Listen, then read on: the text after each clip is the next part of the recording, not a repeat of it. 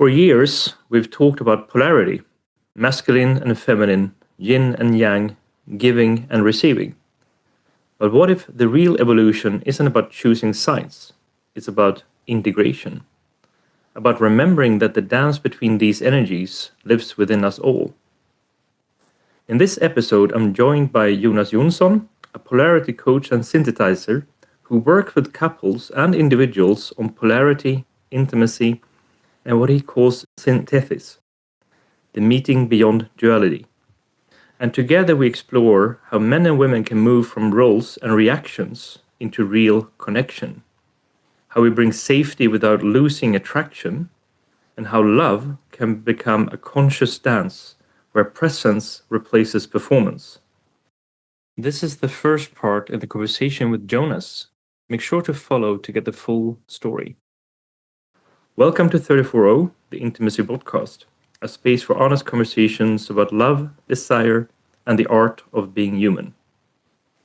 Jonas, I'm really thankful to have you here. Thank you. And I'm also glad to be here and explore this together with you.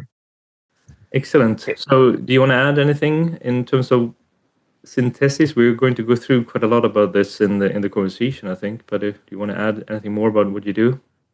I think you said it well, and if I would like to distill it down even more, it would be like my big passion is to see how can we actually use differing perspectives to create a stronger wholeness. So when we meet difference, when we are with difference, that can be, it's sometimes very challenging and it can polarize us. So my whole mission is to see how can we relate to differences in a way that creates a stronger wholeness from them, where the polarity lens is the by far most powerful one I've encountered through all my years of exploring this. Yeah, which is super exciting. So I think let's just dive straight into the conversations. And I have the first question is really around the dance of polarity. And what do we actually mean when we talk about masculine and feminine energies beyond gender, if you will? Yeah. I think that's such an excellent question. And I can recognize myself in asking that question when you say it. And I think many do. Yeah. And I think it's confusing because I see them as umbrella terms. So there's so much that is, encapsulated in masculinity or in femininity. And then it means different things to different people. So when we talk about masculinity, some things pops up for you and some things for me. And of course, it will be different. And I also think it's tricky because it so easily becomes connected straight away to stereotypical manly and feminine ways of being. And I think it's a mistake to equal them with the gender, the biological sex. But I also think it's a mistake to completely disconnect them because I also think they are connected to our biological sex and our gender. It influences how much of masculinity and femininity we have in us. Yeah. I think with that, though, I think a lot of people today, they get confused around these terms, right? And I see a lot of guys are being quite, what does it mean to be a man today, right? It's yeah.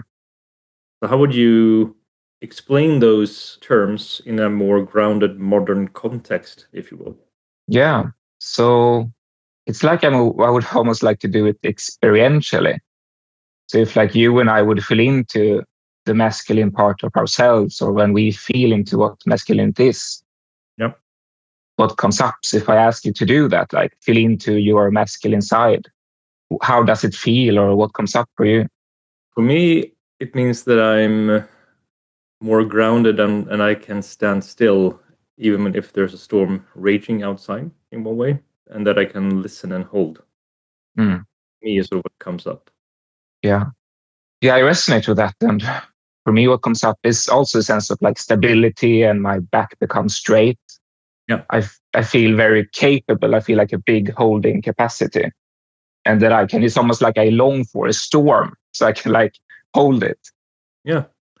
I can do the same thing on the feminine side. If I would go into my feminine energy, it would be much more about actually giving into pleasure, for example, right? And just being in a creative life force type of energy that is sort of different as well, right? Yeah. And just as you start talking about it, and when I listen to it as well, it's like I instantly want to move. And as you said, like I feel pleasure and I feel like open and I feel alive.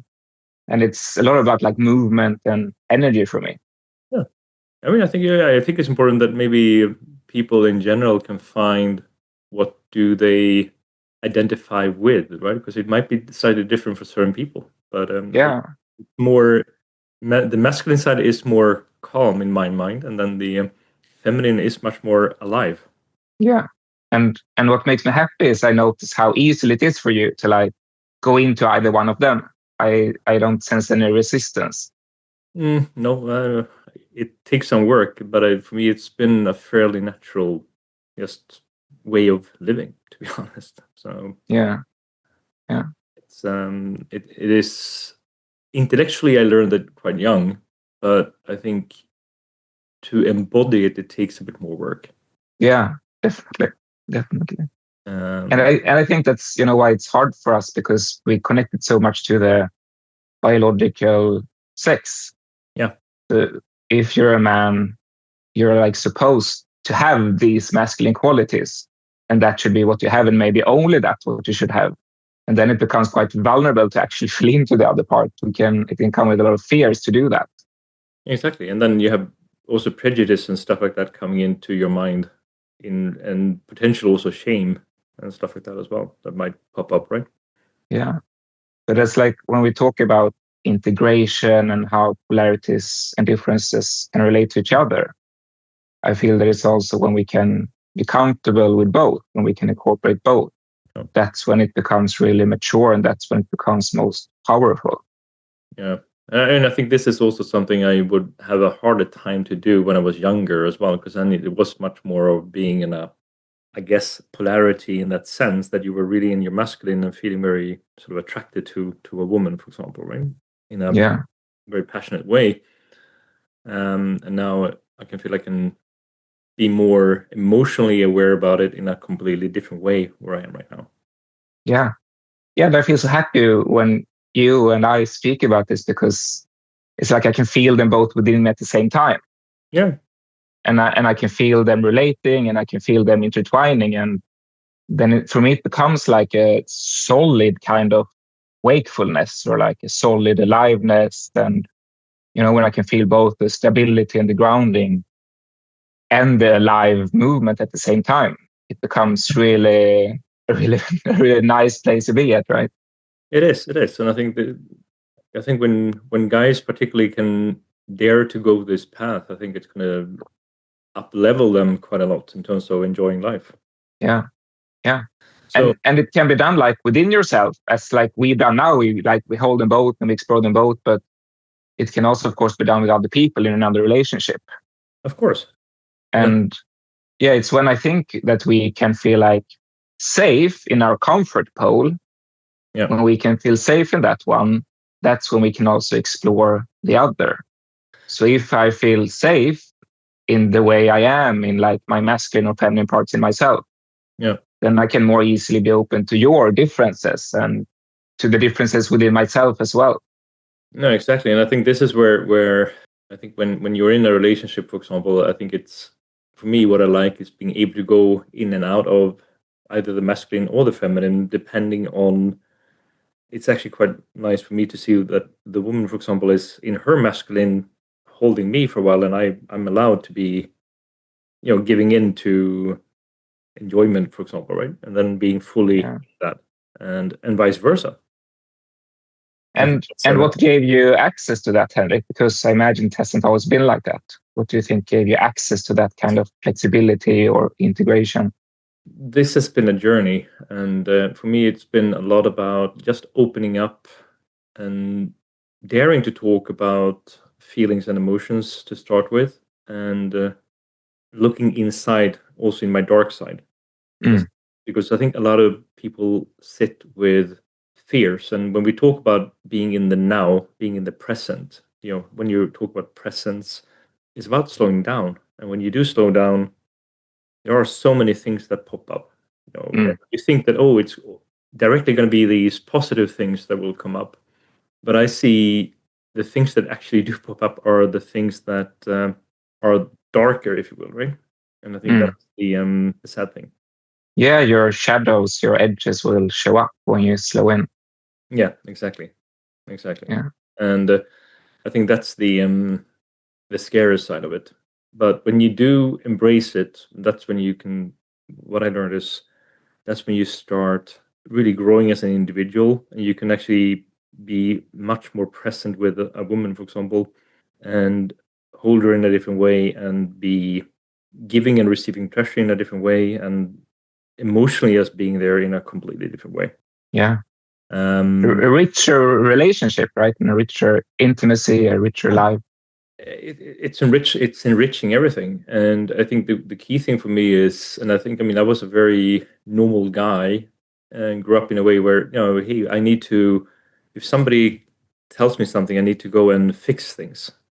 Whenever there was an issue, I wanted to find the solution for it very quickly. And I think that's a very guy thing to do, right? That we want. But particularly when it comes to women, I think the key thing there is really to, sometimes they just want us to sit and listen and hold them.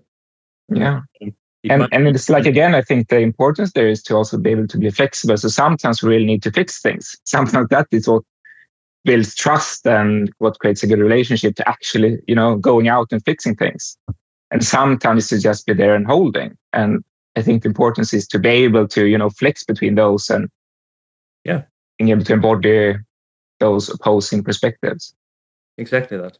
And it's, what I'm thinking now when we talk about this is also how, like, just my journey, I think about relating to being a man and masculinity and femininity. Like, it has been for me to embrace the feminine parts of me that feels outside of the stereotypical male role. Yeah.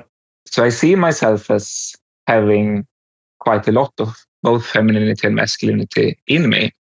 They're not maybe such a stereotypical, male kind of person. And the parts of me that felt more feminine, I always pushed them down and didn't really stand for them.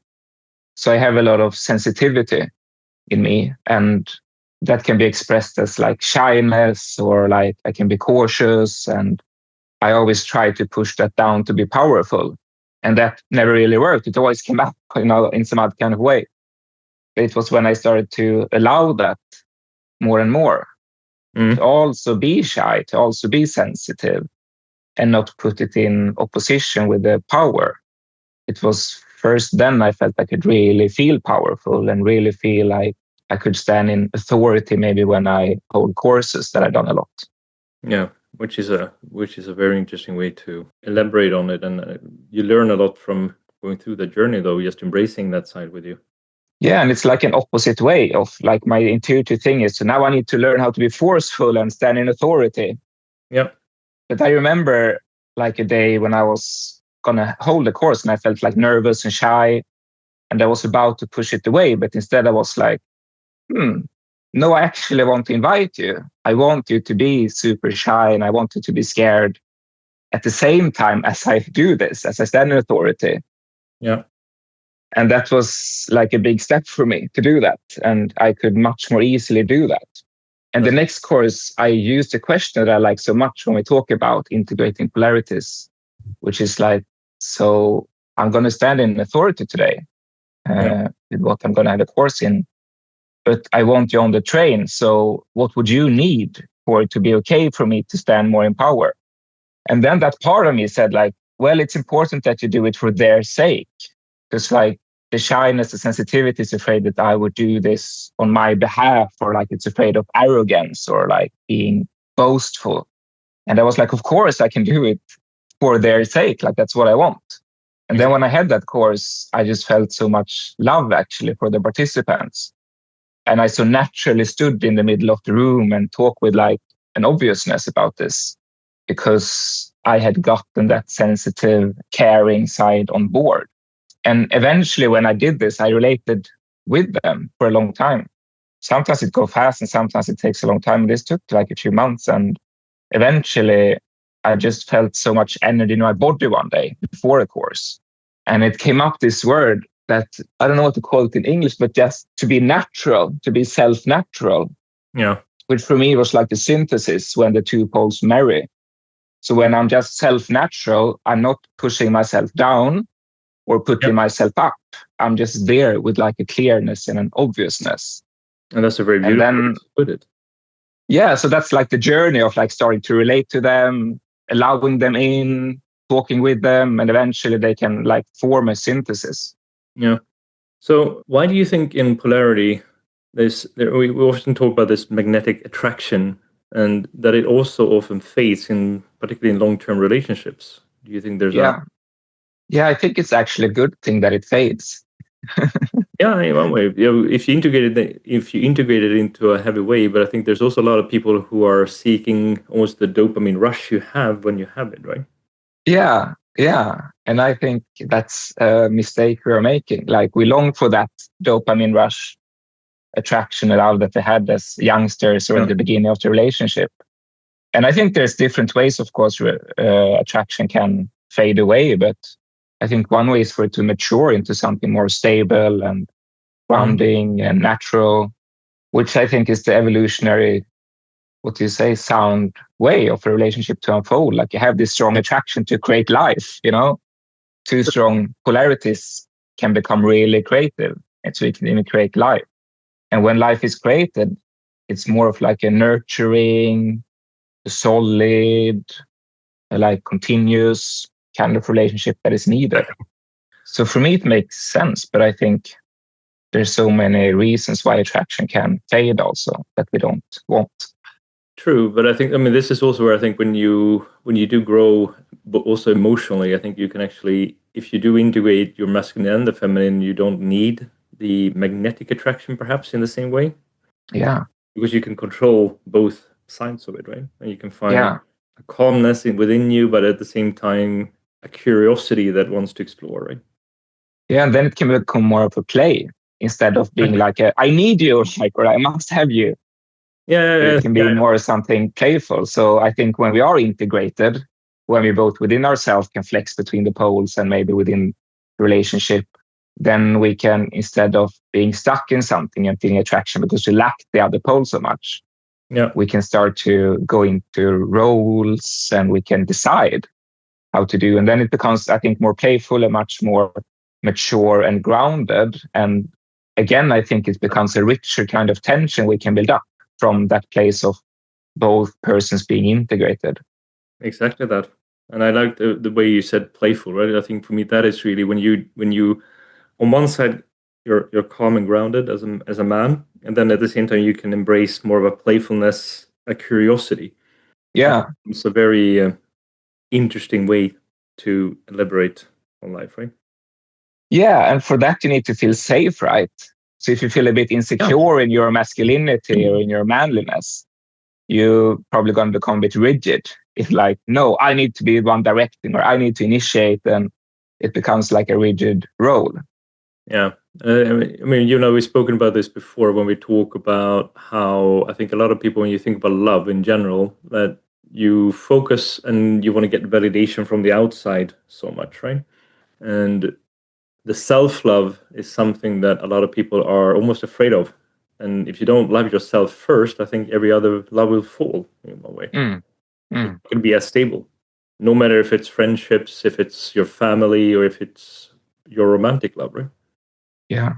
Yeah. And the way I see like building that kind of self-love, this is my nerdy, maybe polarity perspective on it, but what I notice again and again, either within myself or when I coach someone else or I coach a couple or a conflicting pair, like when we can integrate and take into the other side, when we can create wholeness, always love emerges.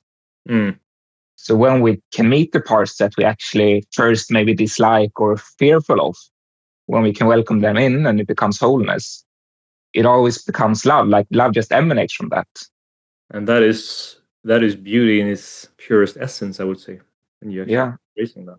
And the other way around, I feel that love also wants wholeness. Love is also like a movement towards wholeness. If you're feeling love, you want to like include, you want to welcome, you want to create unity and wholeness. Yeah. And you mentioned there, and I think we talked a bit about safety, but how do you feel safety, in terms of sustaining polarity, how big of a role do you feel safety plays? Yeah, safety, like, much when we talk about these things are double-edged swords. So maybe safety can also kill polarity, right? True. Because there's no tension there, because we only feel safe. So it's like we need some edginess, or we need some difference or some other for it to be like a polarity or to be a tension. So I think it can become a strong tension from feeling very unsafe, you know? Yeah. But I think the richest or the mature tension can come from a strong sense of safety. And always when I work with people or groups, I can't get to a synthesis, like we can't get to the creative part of like, so how can we use these different perspectives to create a stronger whole? We never get there if the different sides don't feel safe first. You need to have a starting point. Yeah. And sometimes I wanted to rush, but it doesn't work. Like people just become polarized again and just get stuck in their rigid position again. Yeah. So sometimes, when it's a couple that's been like arguing for many, many years, it can take so much time to first really have them listen to each other's perspective, take each other's perspective, give appreciation to the other perspective, see how they value it, how it's a gift to the relationship. And when the different poles, different perspective, the different persons feel safe, then it's almost like it's like a natural force. Then they start to search for a synthesis. Then they start to search for how can we create something good out of this? How can we fight each other? How can we use that you are so good at structure and I'm so good at spontaneity? How can we make something stronger out of that? So safety is for me like you can't do it. Maybe you can force it and you can think out nice things in the head, but it doesn't last if it doesn't come from safety, actually. Yeah, and that's safety for me is it is a fundamental thing that I like to feel safe, to be able to feel secure to open up. Otherwise, it's going back to what we talked about before a bit here, is if you're scared and afraid, it's almost hard to dare to embrace the other side of you if you don't feel safe. Yeah, you don't want to do it, right? Exactly. And then that for me is sort of, it is the foundational piece to dare to walk that path. Yeah. And I have a nice example from a colleague I work with, where I'm quite, thoughtful and like analytical. And my pitfall can be that I can be like too slow sometimes and passive. And she has a lot of drive. So if we talk about femininity and masculinity, we have like maybe opposing sides here if we talk to our biological gender. So she has a lot of drive. And we work so well together because she like drives us forward and has this forward momentum. And I can make sure that we take a good direction. I can think about things and analyze and give in that. And then we create something strong together. But one time when we had the course together, I stayed too long, with people's questions and got into theories. And I ended up in my pitfall there of like being passive, not going anywhere because I was stuck in analysis. And then she felt threatened in what she stands for, which is like the forwards momentum and that things happen. So then she became like rigid in her position. So she started to be really fast. And I could see how she became like less of, a person. She didn't become so much open with contact, but she like drove us forwards. Yep. And I could have, started to pull in my direction to make it slower because of that, because I felt threatened in my perspective. But she was so senior to me, so I rather, put blame on myself. So I went on with her train. But then I took this up afterwards, and it required so little. So if I could I could see that she felt threatened in this. Like, so you really want us to, be able to do all the exercises and have a momentum onwards here. And that's important to me as well. So I don't want to hinder you in that, but I want to contribute to that. And just me saying that, it took like maybe 2-3 minutes, and then she could relax. Yeah. Because she didn't feel alone in her perspective, and she felt that she was appreciated for it, and that we would take care of it. And I think the beauty of what we're taking up right now as well is that I think these type of things, we integrate these things. It's not just in romantic relationships we talk about this. It's actually in connection in general. Yeah. And you can see scenarios that... And I just want to end that there with saying that, like, so the next day, she was so relaxed and she was so open, and we could have like a good momentum, but also being in contact and staying with participants who needed. So when she felt safe there, she could be more of my pole as well. And we also felt safe with each other, so we could become more flexible also. And as you say, like, I see how, whenever there's a tension, it's basically a polarity, because it's two opposing forces pulling apart, and then it becomes a tension. Yeah, because I've seen this, in my career and professional career. I've seen this in so many situations at work, right? That you have tension that creates. You can almost touch it in certain meeting rooms, for example. You can see that there is so much tension here because people are sitting there with certain agendas, and that's different energies in general, right? Yeah, and tensions are so scary, so we don't want to be into them, and then they will stay underneath and destroy the whole meeting.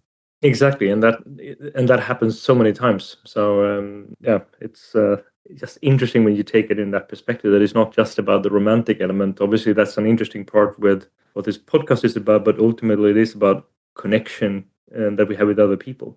Yeah, and as you say, like this part, I think you said before that your podcast is also about exploring intimacy. Yeah, and for me, this feels like being intimate with life and how life works. Yeah, and I think a lot of people, when I think about intimacy, obviously sexual intimacy is a part of it, but intimacy can be so much more than just the sex, right? It's a lot more. And you can also have it with other people that is not romantically intimate with you, right? And there's a different type of intimacy you can have as well. Yeah. And I think intimacy is about being close with life, right? Not being afraid of life, but being close with life. Mm. And for that, you have to also be able to be in tension. Exactly. And like one thing that I've been thinking a lot about lately is how tension is so hard for us, and that we almost always collapse when there is a tension, when there is a polarity. We collapse either into one of the poles or into like a nice compromise, or we like just push it away totally. So as you say, like in Sweden, it's so forbidden to destroy the nice atmosphere. We should always have a nice time, and bringing up tension is opposing that. So we avoid that. And I talked about people how we have different ways of collapsing when there is a tension. So for me, I collapse into my pole and I lead relationships to be able to do it my way. So if there's a tension, I feel like maybe my need isn't met here, I collapse into myself and I walk away. Whereas someone else I talked to, she collapsed into like a nice compromise where no one is happy, but we don't have the tension anymore. Mm. And other people, they collapse into the other person's pole. So maybe if we have a tension, I will like collapse my pole and go into yours. So we have different ways, but it's when we can stand in the tension, letting it be a tension, that it can become generative, where it can become creative instead of destructive. Yeah. So tensions easily become destructive, and that's, I think, why we avoid them. But can we manage to hold them? Can we stand in them without collapsing into one of them or into an easy solution or compromise? Yeah. For then me, they can become so generative. So for me, it actually means when I am grounded in my masculine, that is really when I can be standing still there. Yeah, I love that. Say more about that. But really, that's when I am calm and grounded. It's really when I am in my masculine, right? That I am not rushing into anything like that. I am calm in it. Yeah. Safe in it in one way. So what if the true purpose of polarity was never about difference, but about remembering wholeness? To integrate the masculine and feminine within, so that love is no longer a tug-of-war, but a meeting in truth. Because when we stop asking who should lead and start asking how we can meet, something changes. It changes in our bodies, our relationships, and how we see the world. And in the next episode, Jonas and I will go through more about integrating the synthesis and healing the wounded masculine and feminine. If this conversation spoke to you, share it, reflect on it, and let it remind you that polarity isn't a power game. It's a dialogue between presence and trust. Thank you for listening to 34O. Until next time, stay present, stay curious, and stay human.